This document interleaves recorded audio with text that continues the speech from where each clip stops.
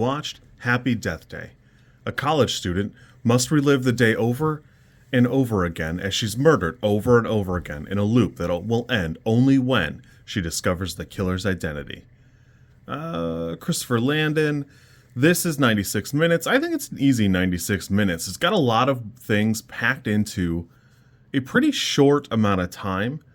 And Christopher Landon really knows how to pick a project and find one that's got a great way to pull apart two other movies and kind of mix and match them into something pretty original, where I think you could find a lot of things like this that have a little too much of everything else, where this is as if we pulled apart Groundhog's Day and something else and just kind of mixed and matched a lot of the elements here.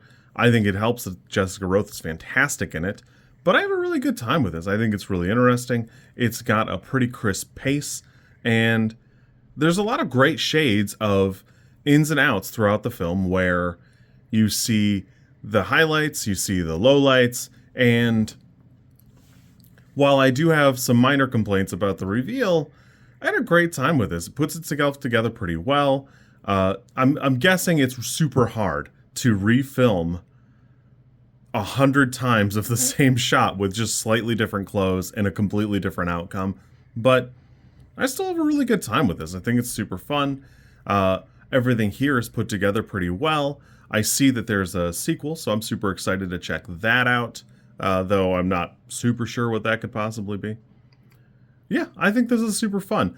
Somewhat notably, it's written by Scott Lobdell, who has a bunch of comic book writing credits. So once again, we're looking at somebody who came from a slightly different background. He didn't just make screenplays until one hit. We had a lot of writing in the back pocket to work off of. So there's something good here, and it all works out pretty good. I had a great time with this. This for me is an 8. I love it. I think it's got a good aesthetic. I think everything comes together pretty well.